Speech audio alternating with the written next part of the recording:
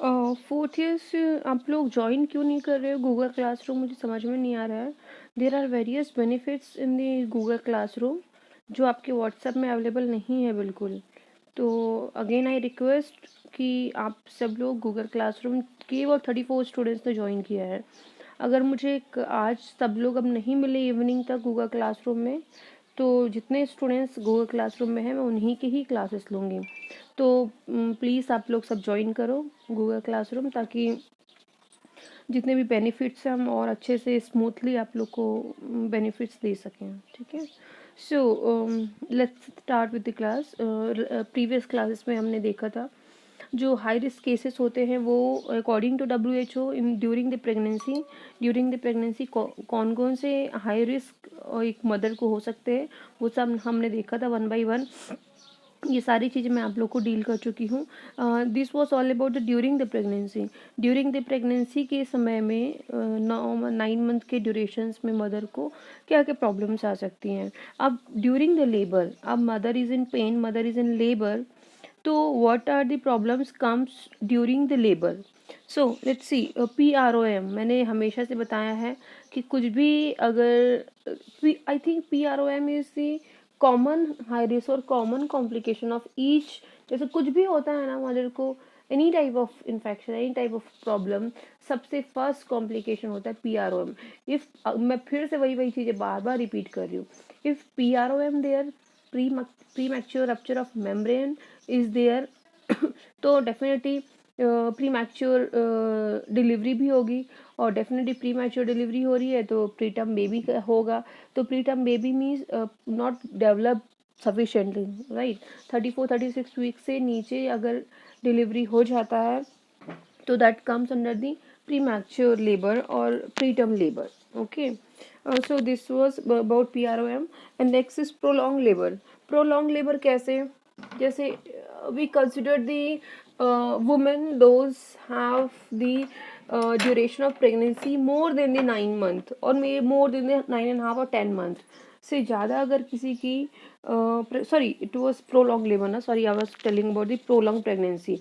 See, prolonged labor means uh, there is a durations of first trimester, sorry, first stage of labour. I think stages of labour clear होगा आपको। First stage of labour, second stage of labour and third stage of labour and the fourth stage of labour. See, अगर first stage of labour is of 14 hours in primary, और if 16 hours in primary and 14 hours in the multi, अगर वो 14 hours का जो period है, अब वो 14 hours का पीरियड मान लो अगर 20 आवर्स हो जाता है, तो it comes under the prolong labour. तो आप खुद समझिए, मदर को जो 12 आवर्स में जो डिलीवरी होनी चाहिए थी, I am telling about my experience what happened with me. To be very frankly, my example will be the best example for you all. what happened with me, I get pain in morning 8 o'clock. Okay, 8 baje I get pain of labor pain morning. Then I went to hospital by 11, 12 o'clock. I get ready, fresh, everything. मतलब it was like very light pain. It was very very light pain, but it was pain of labor. So then I went to hospital by 12 or 1 p.m. Then they admitted me, and it was started from 8 early 8 morning. Means आप मेरा जो first stage of labor was started from early 8 morning. Okay, तो will count from 8 o'clock, सुबह 8 o'clock से हम count करेंगे। और I was in complete in pen by, जब मैं एडमिट हो रही थी बाई 1 o'clock, तब I was completely in the pain. और I get my baby, or you can say I get my full dilatation. First stage of labor is starting of true labor pain till the full cervical dilatation. This is called the first stage. And from the full cervical dilatation of 10 centimeter till the delivery of the baby is the second stage. After the delivery of the baby, removal of the placenta is called third stage. And 1 hour or 24 1 hour is for the observation period, so that is called fourth stage. So this was all about the stages. Okay, so मेरा first stage was till 9 o'clock in the PM।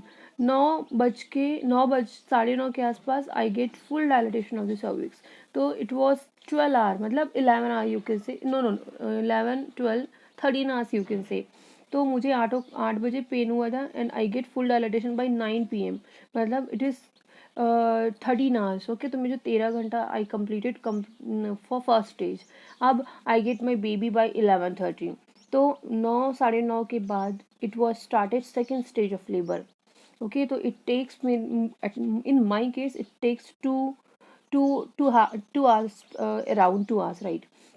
And this was the second stage of labour. See, अब यही first stage अगर 9 o'clock को ख़त्म नहीं होता, वो 12 बजे तक चलता, तो this is called the prolong labour. अगर जो नॉर्मल ड्यूरेशंस है उस ड्यूरेशन में आपका पेन ख़त्म नहीं होता या फिर बेबी आउट नहीं होता है, तो that we call the prolong labour, because labour process is long, मतलब लेंथ बढ़ रहा है उसका। और बेबी, ऐसी सिचुएशन इज़ वाई कॉम्प्लिकेटेड, ये सिचुएशन इसलिए कॉम्प्लिकेटेड होता है क्योंकि mother is in full contraction. Mother, आप खुद इमेजिन करो, कॉन्ट्रैक्शंस हो रहे हैं and your baby is inside your uterus. अब कॉन्ट्रैक्ट मसल्स कॉन्ट्रैक्ट और बेबी को कहीं ना कहीं अफेक्ट होगा, डेफिनेट होगा, फीटल डिस्ट्रेस होने के चांसेस रहते हैं बच्चों को। वो ऐसे, हमने याद करो NST-CST किया था यही चेक करने के लिए कि कॉन्ट्रैक्शन से क्या बेबी के हार्ट साउंड में कुछ प्रॉब्लम आती है। तो प्रॉब्लम अगर किसी को नहीं आ रही है तब they can go for the normal, क्योंकि there is a more chances to have problem in the contraction and the relation of FHS। Okay, जैसे ही कॉन्ट्रैक्शन होता है मदर्स को प्रॉब्लम होने लगती है, बेबी को FHS में फीटल डिस्ट्रेस होने लगते हैं, तो इस तरह की problems baby can face inside the uterus. तो इसलिए prolong labour is high consider as a high risk. Okay, next is hand, feet or cord prolapse. Sometimes what happen in the fetus, cord prolapse हो जाता है, जैसे बोलते नहीं है कि गले में वो फंस गया है दैट कॉर्ड, तो this is called the cord prolapse. Okay, feets, hands, तो कभी कभी हाथ में कभी कभी पैर में फंस जाता है। तो ऐसे सिचुएशन में आप खुद इमेजिन करो बेबी क्या नॉर्मली बाहर निकल पाएगा? बेबी एक हेल्दी पोजीशन में ही बाहर निकल सकता है। अगर आड़ा टेढ़ा कुछ हो चुका है या फिर कुछ कॉर्ड अराउंड योर नेक हो गया है या फिर कुछ और प्रॉब्लम है, तो baby can not out normally. फिर इसलिए इसको हाई रिस्क कंसिडर किया गया। लेबर के टाइम पे अगर इस टाइप के केसेस दिखते हैं तो तुरंत उससे आपको पता कैसे चलेगा? Continuously you will take the FHS। हाँ, फीटल हार्ट साउंड फट उसी मतलब ले, अगर प्रोलॉन्ग लेबर है, अगर आपको लग रहा है कि बेबी टाइम पे नहीं आ रहा है, या फिर अगर आपको FHS, क्योंकि FHS हम एवरी 5 मिनट्स में हम चेक करेंगे। अगर FHS फ्लक्चुएट हो रहा है तो कहीं ना कहीं हमको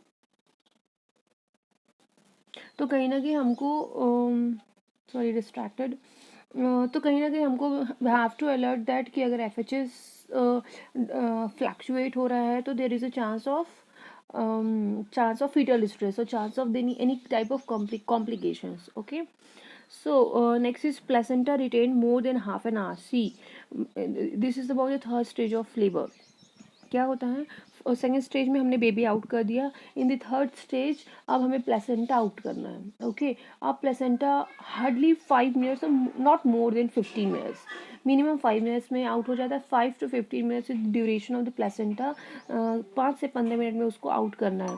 अगर आउट नहीं होता है तो it create me very much problem. अगर more than half an hour और we are considering even half an hour also, 15 minute में बोल रही थी, we are considering half an hour also, अगर आधे घंटे में नहीं निकलता है तो it can create the problem for the women. तो this is the complication if the, अगर प्लेसेंटा इनसाइड द यूट्रस है तो ये इन्फेक्शन क्रिएट कर सकता है और कंटिन्यू ब्लीडिंग होगी, तो इस टाइप के ब्लीडिंग को PPH बोलते हैं, that we call the postpartum haemorrhage. Okay, see it is written over here in next slide. अगर प्लेसेंटा रिटेन्ड है इनसाइड द यूट्रस तो इट कैन कॉम्प्लिकेट PPH, तो PPH होने के चांसेस हो जाते हैं। Okay, so this was all about the PPH and puerperal fever and sepsis. See, all happen because of this retained placenta. अगर placenta retained है inside the uterus तो it can cause PPH. A puerperal infection means puerperal sepsis or puerperal fever. During the puerperium, during the postpartum period just after the delivery till the 6 weeks is called the puerperium period.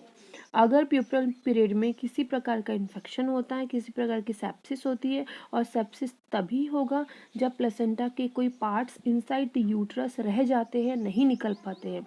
इसीलिए जब भी baby out होता है, placenta out किया जाता है। Placenta से, अब प्लेसेंटा के अलावा कुछ पार्ट्स, अगर प्लेसेंटा ये चिपका हुआ है, this is the cord and this is the baby, तो कॉर्ड कट करके, बेबी को निकाल के कॉर्ड को ट्रैक्शन करके हम प्लेसेंटा को आउट करने की कोशिश करते हैं। और अगर आप प्लेसेंटा को खींचोगे जोर जोर से, तो ये कुछ बीट्स यहाँ पर चिपके रहेंगे, वो नहीं निकल पाएंगे।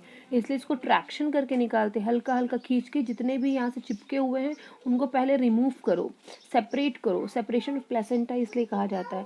जैसे ही सेपरेशन होएगा तब आप उसको बाहर निकालोगे, ताकि कोई भी पार्ट इस एंडोमेट्रियम में नहीं बचना चाहिए। अगर कुछ भी पार्ट अंदर रह जाता है तो it create the PPH and finally the sepsis, puerperal fever, mother can go in shock and ultimately mother can have the death also.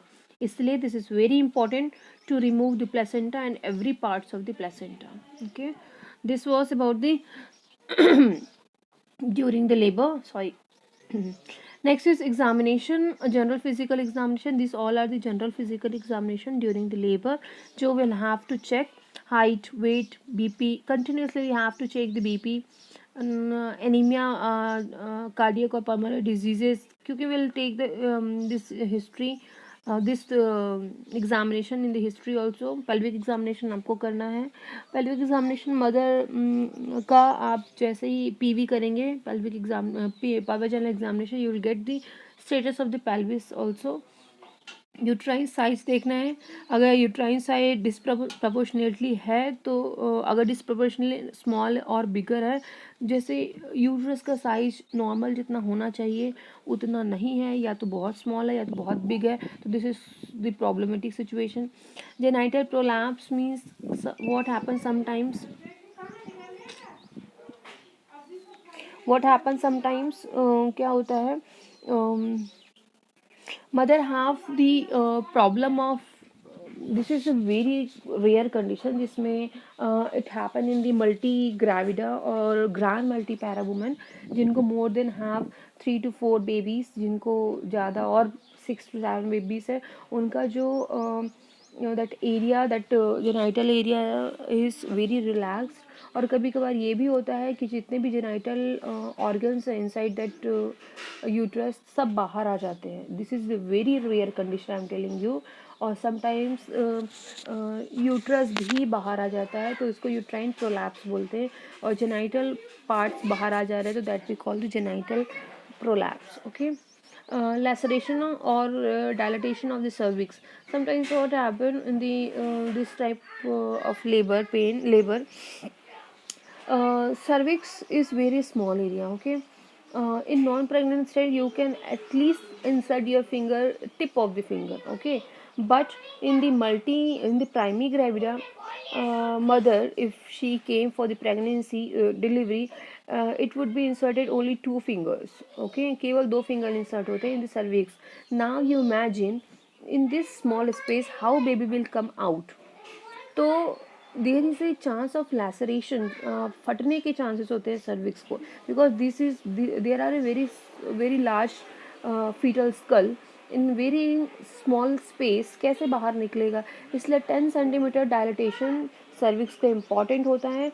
हम बहुत ऑक्सीटो से, बहुत नहीं, in limited duration, in limited units we provide the oxytocin, so that the oxytocin से contractions बढ़े, contraction से बढ़ने से यूट्राइन सर्विक्स जो होता है वो डायलेट होता है। कॉन्ट्रैक्शन रिलैक्सेशन के प्रोसीजर से सर्विक्स डायलेट होता है।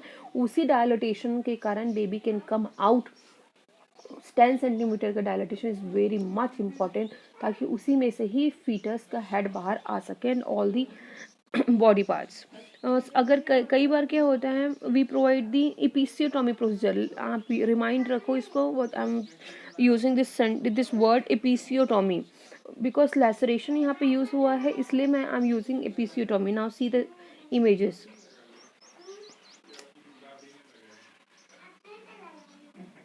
now see the images. This